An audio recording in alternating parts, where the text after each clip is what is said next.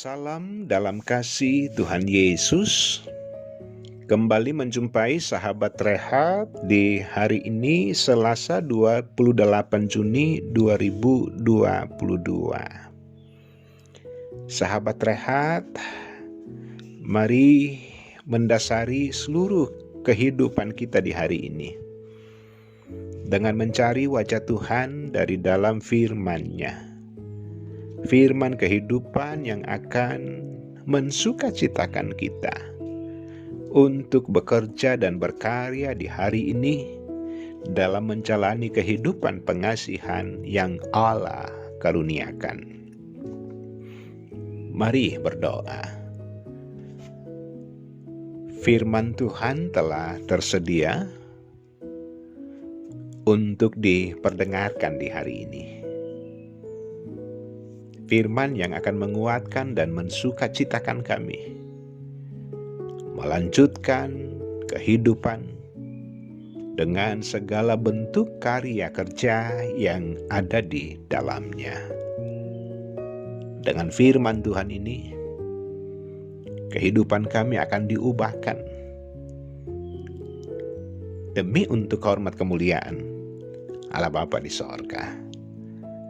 Layakkan kami menerima firman-Mu dan berbicaralah di dalam nama Tuhan Yesus. Amin. Pembacaan firman Tuhan dari 2 Raja-Raja 3 ayat 9 sampai 19. Yoram berperang melawan Moab. Maka berjalanlah Raja Israel dan Raja Yehuda dan Raja Edom. Tetapi sesudah mereka berkeliling 7 hari perjalanan jauhnya, maka tidak terdapat air untuk tentara dan untuk hewan yang mengikuti mereka. Lalu berkatalah Raja Israel, "Wahai Tuhan telah memanggil ketiga raja ini untuk menyerahkan mereka ke dalam tangan Moab." Tetapi bertanyalah Yosafat, "Tidak adakah di sini seorang nabi Tuhan supaya dengan perantaraannya kita meminta petunjuk Tuhan?" Lalu salah seorang pegawai Raja Israel menjawab, katanya, "Di sini ada Elisa bin Shafat yang dahulu melayani Elia."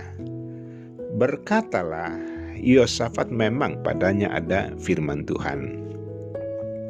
Sesudah itu pergilah Raja Israel dan Yosafat dan Raja Edom kepada Elisa. Tetapi berkatalah Elisa kepada Raja Israel, "Apakah urusanku dengan engkau?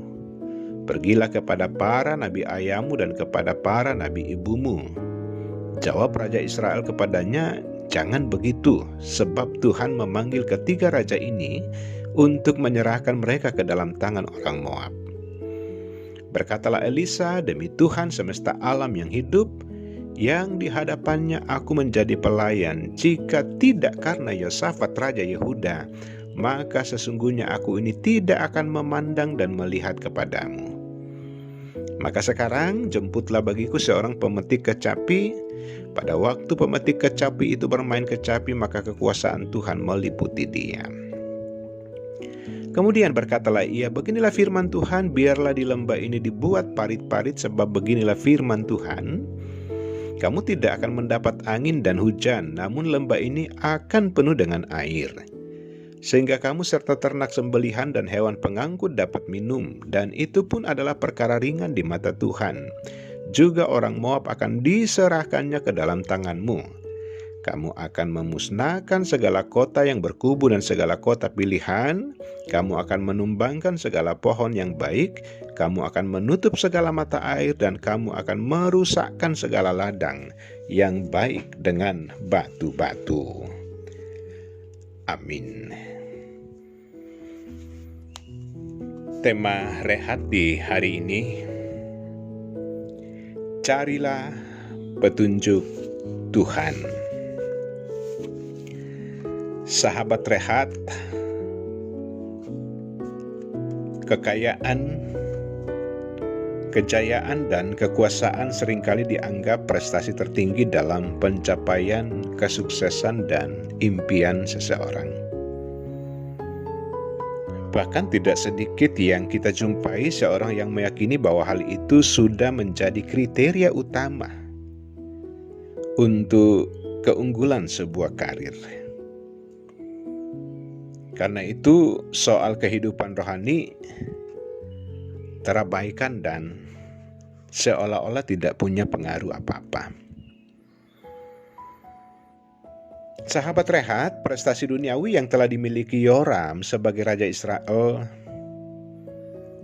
dijadikan sebagai tolak ukur untuk membangun pertahanan militer dan koalisi kekuatan dengan sekutu-sekutunya.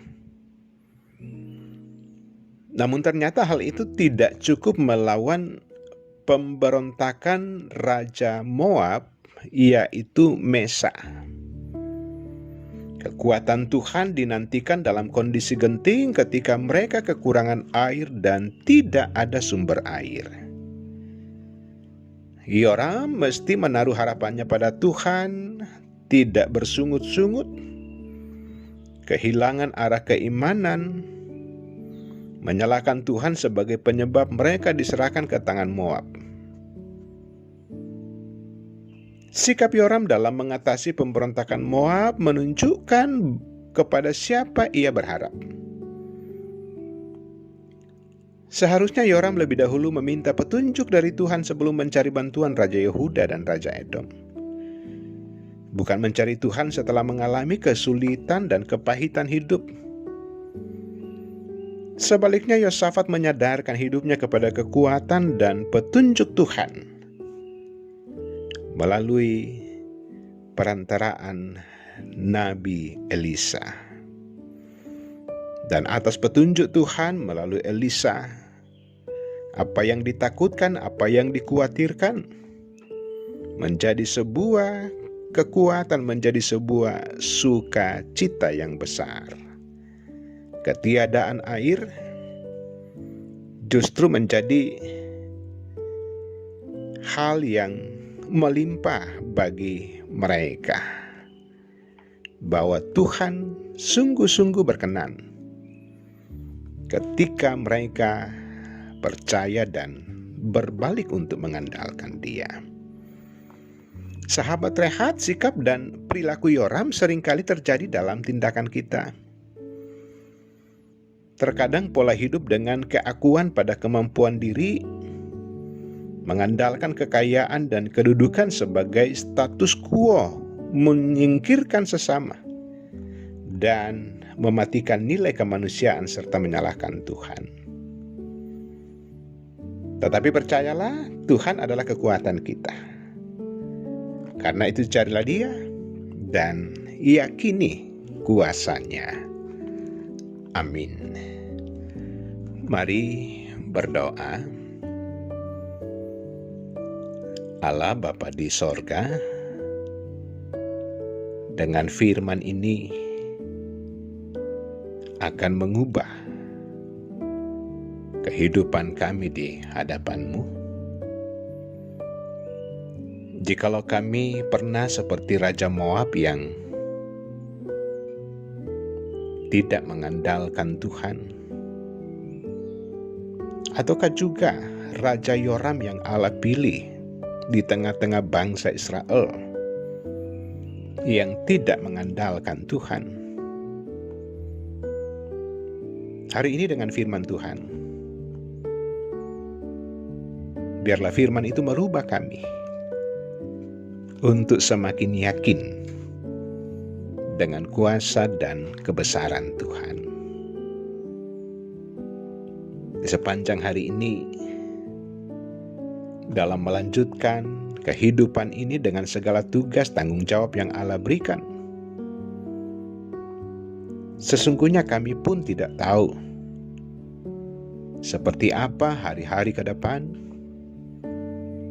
seperti apa hasil dari perjuangan-perjuangan yang diupayakan. Tetapi kami percaya bahwa siapa saja yang percaya dan mengandalkan Tuhan tidak akan pernah dikecewakan. Ya Allah, ya Tuhan kami, teruslah mengasihi umat-Mu yang terbatas di hari ini, umat-Mu yang sakit di hari ini. Bahkan pemulihan penghiburan bagi umat Tuhan dalam duka cita. Tuhan peliharakan lingkungan masyarakat di sekitar kami. Tuhan memberkati masyarakat di mana kami hadir dan berada. Lanjutkan kasih dan setiamu, dan ampuni segala dosa kesalahan kami. Di dalam nama Tuhan Yesus. Amin. Sahabat Rehat, andalkan Tuhan di seluruh hidupmu. Hiduplah dari petunjuk-petunjuk Tuhan. Maju terus di dalam Tuhan. Tuhan Yesus memberkati.